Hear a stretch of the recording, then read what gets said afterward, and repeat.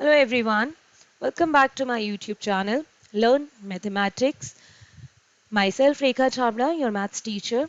Students, I hope you must have subscribed my channel. If still not done, then kindly do it right now. And don't forget to like, share and comment after watching the complete video. So we were doing chapter number 2, Relations and Functions, in which we have already talked about two concepts, Cartesian product and relation. Today we are going to talk about functions. If you look at this image, this very well explains the concept of function. Here we have one function machine. As you can see, we are giving some input in the form of spherical balls, and this machine is giving us some outputs in the form of cubes. If we look at our near surrounding, if we talk about our kitchen, we normally have juicer mixer grinders in our kitchens. That is also a kind of function machine. You give some input as raw material and then we get some output. So normally what happens, we give some input, then our function takes place and this machine gives us some output. So if we talk mathematically, a function f from set A to set B is a rule of correspondence that assigns to each element x in set A exactly one element y in set B. Set A is the domain, or we call it as set of inputs of function, and set B contains range, or we call it as set of outputs. A relation f from a set A to B is said to be a function. It means when we have a relation, then only we can talk about a function. If every element of set A has one and only one image in set B. In other words, a function f is a relation. First of all, it has to be a relation from a non-empty set A to a non-empty set B such that the domain of f is A and no two distinct ordered pair in f have the same first element. Students, you will understand this thing once we will see some examples. If f is a function from A to B, and this ordered pair AB belongs to F, then FA equal to B, where B is called the image of A under F and A is called the pre-image of B under F. Now, basically, in short, if I say you have to talk about these two things. Basically, we have to concentrate on these two conditions. First, every element of set A will have an image. Second, that every element will have one and only one image in set B.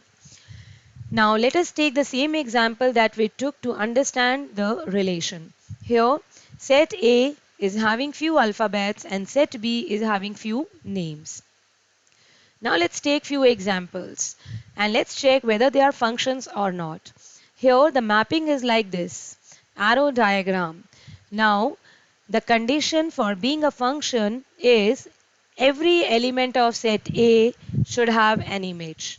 So here this element D does not have any image. So it means definitely it is not a function because the first condition does not fulfill. Next example, for every element of set A, we should have one image.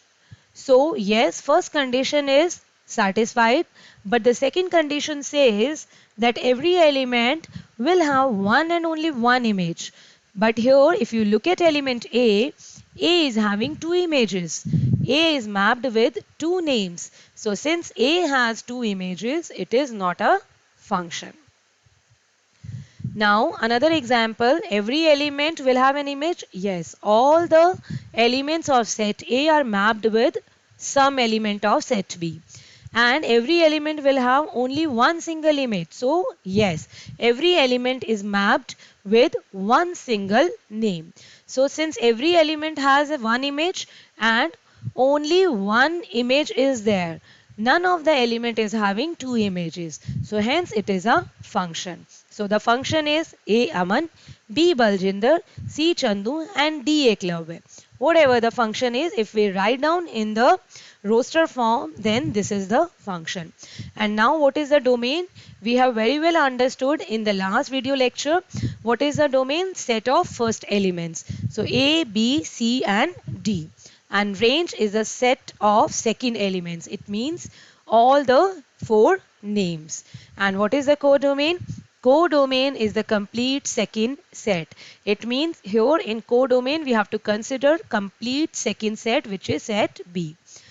One thing we should note down here, in a function, domain will always be equal to first set, because our first condition is only this, that every element of set A will have an image. When every element of set A will have an image, then definitely every element will be in the function. So domain will always be equal to first set. Next example here, let's see both the conditions. Every element of set A will have an image. Yes, every element is having image, and every element will have one and only one image. So yes, here also every element is having only one single image. So again it is a function, and the function is this. A is mapped with Ankit, B with Baljinder, C with Chandu and D with Eklavya. And domain, first elements A, B, C, D. Range, all the second elements means Ankit, Baljinder, Chandu and Eklavya. Here we will not take Aman, but yes, we will include Aman when we talk about codomain. So again, now one more time, a function which has either R or one of its subset as its range is called a real valued function. Further, if its domain is also either R or a subset of R means real number, then it is called a real function.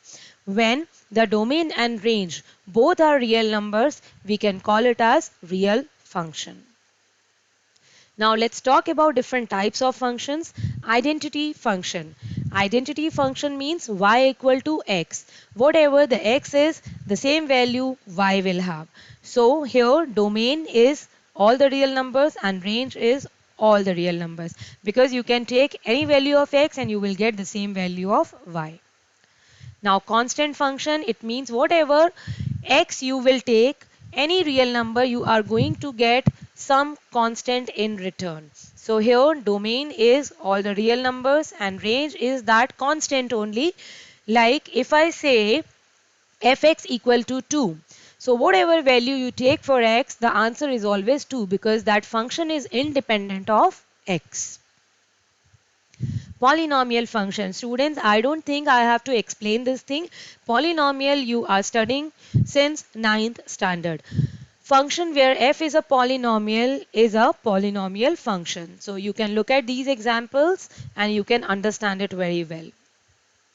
Now rational functions. Rational functions are of the form, let's say Rx is equal to fx upon gx, where fx and gx are polynomial functions. When these two, numerator and denominator, both are polynomial functions, then we call it as rational function. Since gx is in the denominator, then definitely gx will not be equal to 0, otherwise it will become not defined. So what is the domain of this function? Domain of this function is r minus 0. We cannot take 0 in the denominator. So we have to subtract that from all the real numbers. And what will be the range? Range will be all the real numbers. Modulus function. Modulus function you must have seen. Fx equal to mod of x. We call it as mod of x. Here this thing is known as modulus of x, and this always gives us positive value. If we will take mod of minus 1, answer is 1, mod of minus 2, answer is 2, mod of 0, it always gives us the positive value. So let us rewrite this function. This is the definition of modulus of x. If our x is greater than equal to 0, so it gives us x in return. If it is less than 0, then it gives us minus of x. So let's draw a solution table. If x is less than 0 means minus 1, so the answer is 1. If x is minus 2 means less than 0, so the answer is minus of x. So what is x? X is minus 2. And what is answer? Minus of minus 2. It means plus. Right? Same way we can make the solution table and you can draw, and this type of graph you will get for a function, modulus function. And domain is all the real number and range is all values of y, since y will always be positive or 0. So we can call the range as all positive real numbers and 0. Now we have one function which is named as signum function. It is defined like this. If x is greater than 0, we'll get 1 in return. If x is equal to 0, we'll get 0 in return. If x is less than 0, we will get minus 1 in return. So now we can make the solution table. If you take x less than 0, anything, minus 1, minus 2, minus 5, minus 100, answer is always minus 1. If x is 0, answer is 0. If x is greater than 1, 1, 2, 3, 4, 100, answer is always 1. When we draw the graph, it will be like this. You can see this knot, this hole. It means this value is not there. It means at 0, the answer is 0. But when we take 1, so answer is 1. Whenever you take value of x greater than 0, let's say 0.5, then also answer is 1. Is this not means minus 1 is not included. Here also this not means here 1 is not included. So domain is all the real numbers. You can put any value of x, but what is the output? What is the value of y that you are going to get? Only these three numbers. Greatest integer function. Greatest integer function means we denote it with these two big brackets, and this is the greatest integer less than or equal to x. If we have greatest integer function 0, so the answer is 0. If we take 0.001, then also answer is 0. If we take 0.999, then also answer is 0. We have to take greatest integer less than or equal to x. X means whatever is written inside. If we take greatest integer of 1, so answer is 1, because this is equal to 1 is integer, but this number is not integer, so we have to take integer which is less than this number. Definitely it is 0. So 1.011, 1.2 is 1, 1.99 is 1, but when we come at 2, it is 2. Same way we can calculate for negative numbers. Now let us draw the graph of these functions, and you can observe this is similar as signum function. So students, I hope you must have understood this thing. Wherever you have confusion, kindly pause the video and note down the steps and watch the video one more time if you have problem somewhere, and then we can clarify the doubts in the online class. And don't forget to post your name, class section in the comment box. Thank you very much.